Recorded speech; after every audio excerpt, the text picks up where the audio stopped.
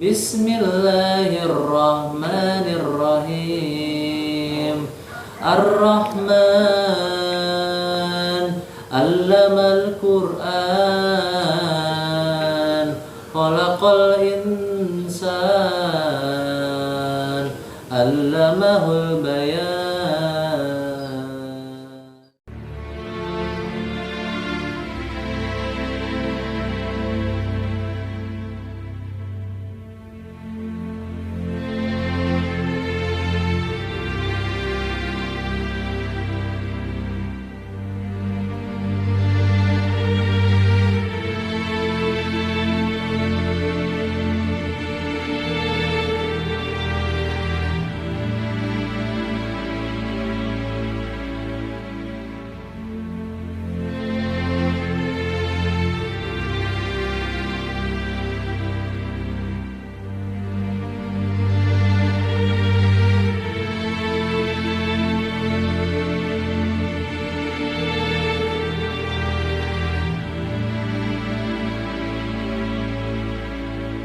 Assalamualaikum warahmatullahi wabarakatuh. Halo semuanya, perkenalkan saya Denny. Ini merupakan tayangan perdana dari channel Bening Jiwa. Saat ini saya berada di panti orang dengan gangguan jiwa yang berlokasi di Cibeteng Udi, Kecamatan Cisaeng, Kabupaten Bogor. Sahabat Bening Jiwa, bisa dilihat ini kan. Ini sebuah asrama untuk menampung saudara-saudara kita dengan gangguan kejiwaan mereka. Asrama ini merupakan simbol perjuangan kami dari Yayasan Amal Khair Yasmin untuk memenuhi hak-hak mereka sebagai manusia. Untuk itu, kita lihat apa keistimewaan-keistimewaan yang ada di asrama ini dan juga aktivitas sehari-hari yang akan dilakukan di asrama ini. Tonton terus video ini sampai habis.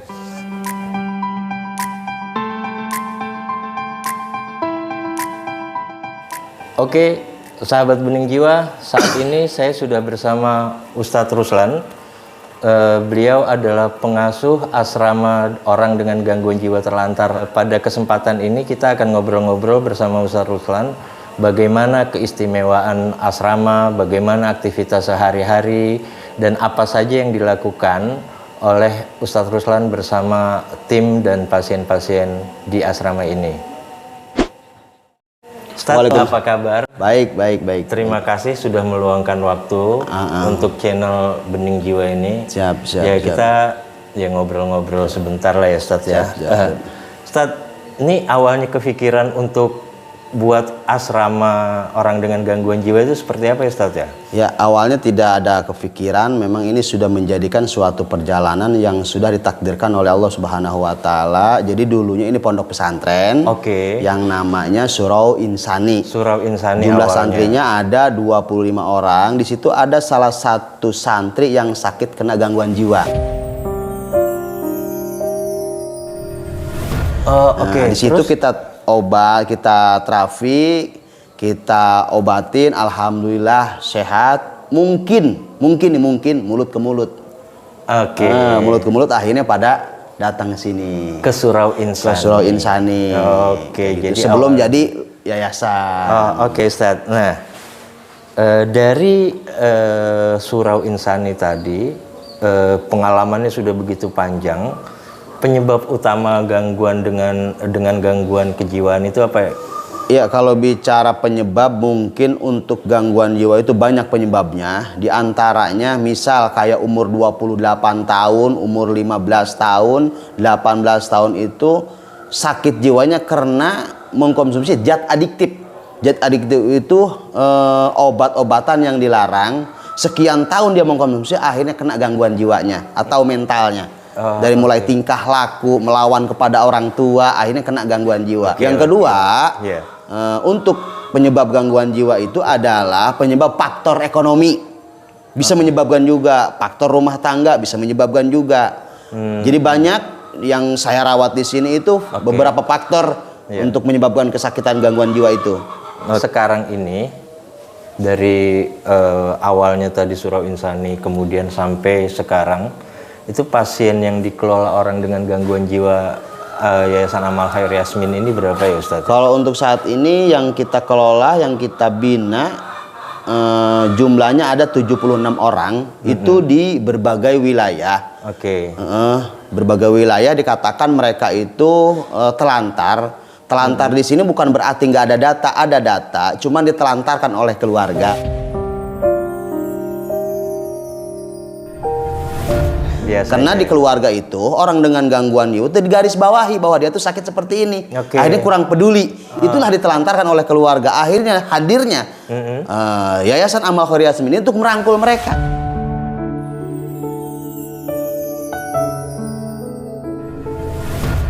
Merangkul mereka, mendidik, membina bagaimana mereka itu biar produktif, bisa mandiri, bisa terjun lagi ke masyarakat. Nah, bisa itu dengan hadirnya Amal Khairiyah Yasmin. Dengan bermasyarakat tadi.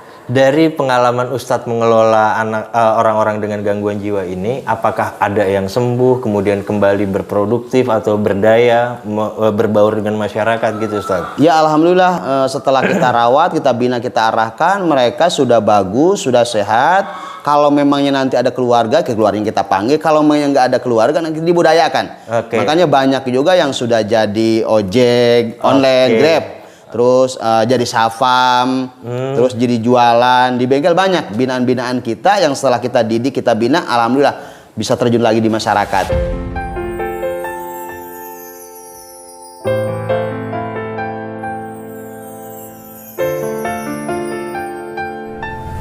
Oke, luar biasa Ustadz, alhamdulillah. Sahabat Bening Jiwa, bayangkan dari obrolan kita tadi bahwa Ustadz Ruslan begitu tulus, kasih sayang, cinta, bisa memberikan sebuah wahana baru buat orang-orang dengan gangguan jiwa yang mereka dirawat dengan tulus, bisa berdaya lagi di masyarakat, bisa kembali lagi kepada keluarganya, bisa produktif lagi. Itu luar biasa. Itulah hebatnya dengan cinta kasih bisa memberikan warna yang berbeda kepada kita. Ustadz, asrama ini kan gratis ya. Jadi bagaimana mengoperasionalkan asrama ini? Ya betul, ini salah satu asrama. Memang asrama ini pure untuk menampung orang-orang yang telantar. Jadi pure di sini gratis, dari mulai fasilitas tempat, dari mulai fasilitas yang lain-lain digratiskan untuk orang-orang yang telantar atau ditelantarkan oleh keluarga. Di sini kita tampung, kita bina, kita arahkan, kita didik bagaimana mereka itu biar layak seperti kayak kita, biar mandiri, biar produktif, bisa kembali lagi ke masyarakat atau bisa kembali lagi ke keluarga.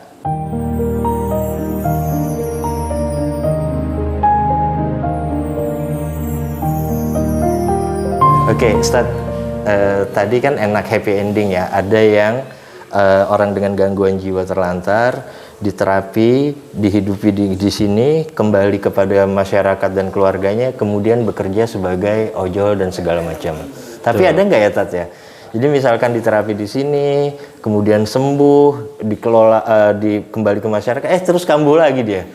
Ya, kalau bicara setelah kita rawat di sini, kita bina, kita terapis, mereka di sini sudah kita lihatnya sehat, terus dia kembali ke masyarakat, akhirnya kambuh lagi, bukan nggak ada, banyak.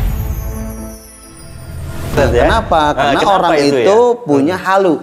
Di sini dia nggak ingat dengan halusinasinya dia waktu di persoalan di rumah. Di saat di sini udah mulai tenang, udah mulai adem, nyantai, bisa ikut kegiatan, keagamaan dan lain-lain. Pas bisa dia pulang ke rumah, akhirnya keinget lagi memorinya.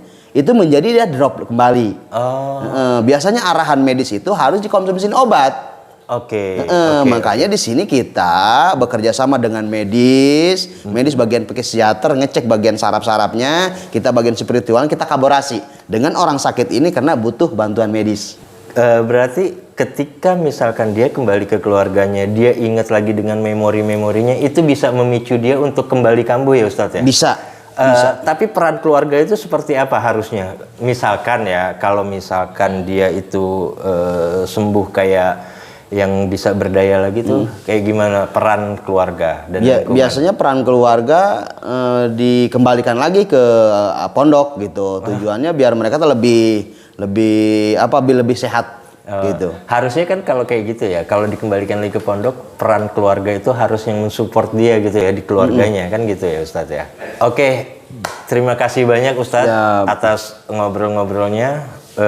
luar biasa pencerahan bahwa cinta kasih itu bisa merubah suasana yang tadinya dengan gangguan jiwa tapi bisa berdaya lagi. Oke, sahabat Bening Jiwa, itu tadi obrolan saya atau kita dengan Ustadz Ruslan, obrolan yang luar biasa, dan semoga obrolan tadi bisa menginspirasi kita semua untuk menjadikan cinta sebagai sarana untuk menumbuhkan jiwa-jiwa yang halus dan lembut untuk kemaslahatan kita semua. Terima kasih. Wassalamualaikum warahmatullahi wabarakatuh.